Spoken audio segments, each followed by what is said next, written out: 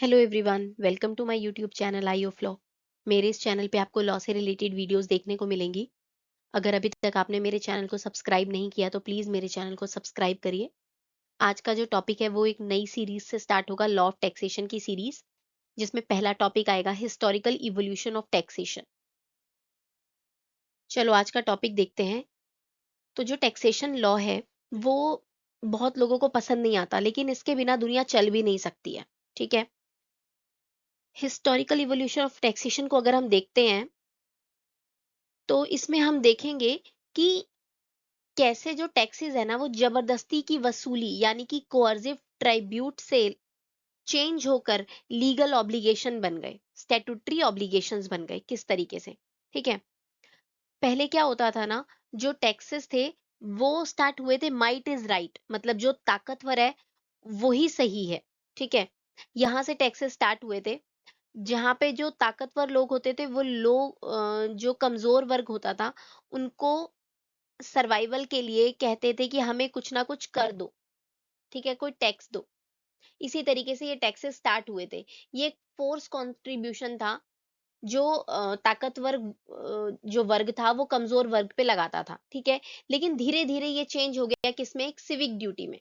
ठीक है। ये एक statutory obligation, legal obligation civic duty बदल गया। देखते हैं कैसे। इसका सबसे पहला पॉइंट है एंशिएंट सिविलाइजेशन। तो एंशिएंट सिविलाइजेशन का क्या मतलब हो गया? The era of in kind payments. In kind payments मतलब क्या होता है, देखते हैं। तो पुराने जमाने में क्या होता था कि जैसे कि इजिप्ट हो गया या फिर मेसोपोटामिया हो गया, वहां पे आज की तरह बैंक ट्रांसफर्स नहीं होते थे। वहां पे जो पेमेंट होती थी वो इन काइंड होती थी। इन काइंड मतलब किसी ऑब्जेक्ट के थ्रू होती थी, जैसे कि ग्रेन हो गया, कैटल्स हो गया। ठीक है। या लेबर हो गया। ठीक। लोग अपना जो टैक्स होता था ना वो अपने अनाज के रूप में या अपने मवेशियों के रूप में इस तरीके से पे करते थे। ठीक है। अगर पैसा या अनाज नहीं है ना तो फिजिकल लेबर भी देते थे, जैसे कि पिरामिड्स बनाने में मदद कर देते थे। जिसको उसको कर देना है उसकी मदद कर देते थे पिरामिड बनाने में। ठीक है। तो इसका लीगल बेसिस क्या था कि जो सोवरेन है ना, जो राजा है ना, वो जमीन का मालिक है। अब आप जमीन पे रह रहे हो, वहां पे खेती कर रहे हो, तो आपका कर्तव्य बनता है कि आप अपने राजा को कुछ ना कुछ टैक्स यानी कि कर जरूर दें। तो जो भी उपज उस जमीन पर हो रही है उससे कुछ फल आप निकाल करके अपने राजा को दे दें। ये कॉन्सेप्ट पहले माना जाता था। ओके। नेक्स्ट आता है द फ्यूडल एरा।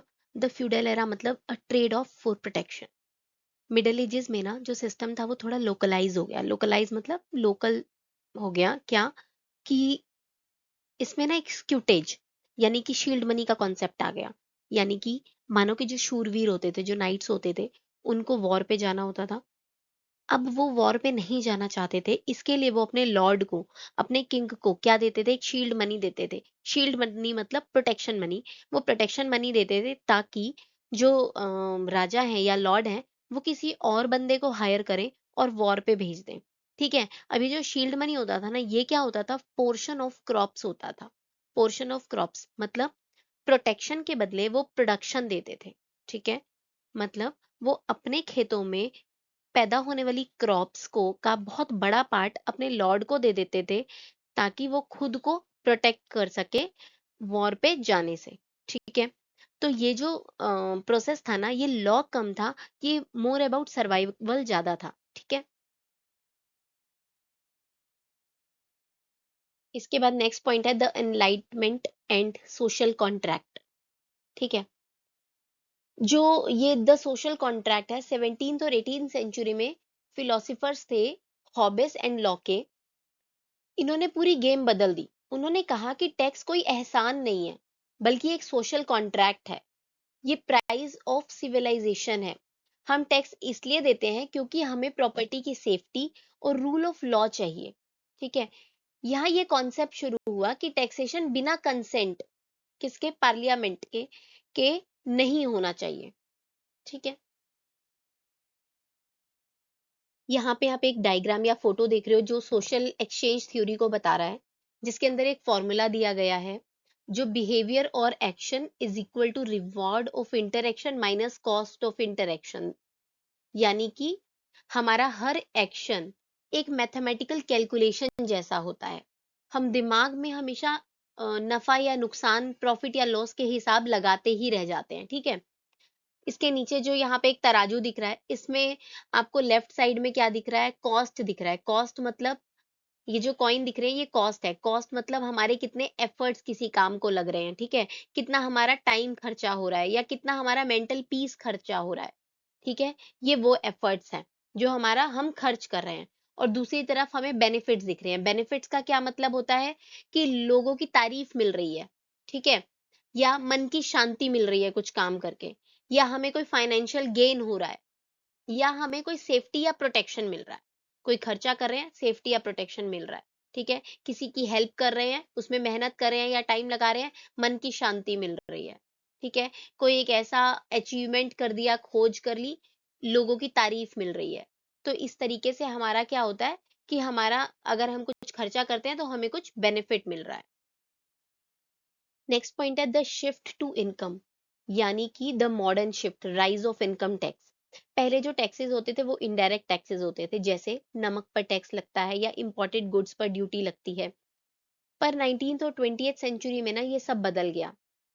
इंडस्ट्रियलाइजेशन यानी कि औद्योगिकरण और वॉर्स, वर्ल्ड वॉर को फंड करने के लिए सरकारों को बहुत पैसे की जरूरत थी। तो यूके का इनकम टैक्स एक्ट 1842 या यूएस में 16th अमेंडमेंट जिसने कॉन्स्टिट्यूशनल रास्ता ही साफ किया इनकम टैक्स पर, ठीक है, ये सारे जो हैं उसी के ही एग्जाम्पल्स थे। फिर डायरेक्ट टैक्सेशन आ गया। अब सिर्फ टैक्स जमीन पर नहीं बल्कि आप कितना कमाते हो उस पर भी लगने लग गया है, ठीक है। तो इसका मतलब इनकम टैक्स क्या है, जो टैक्सेशन है वो सफर है जबरदस्ती या थोपे गए टैक्स से अब लीगल ऑब्लिगेशन तक का। आज टैक्स सिर्फ एक पेमेंट नहीं है बल्कि एक मॉडर्न स्टेट का फ्यूल बन चुका है, ठीक है। ये एक तरीके से इनकम बन गई है स्टेट के लिए भी, ठीक है। इससे नेक्स्ट वीडियो में हम history of income tax act देखेंगे कि इनकम टैक्स एक्ट जो है 1860 से लेकर 2025 तक उसमें किस तरीके से क्या क्या बदलाव हुए हैं, ठीक है। वो वीडियो भी इंपॉर्टेंट रहेगी, जरूर देखना। Thanks for watching.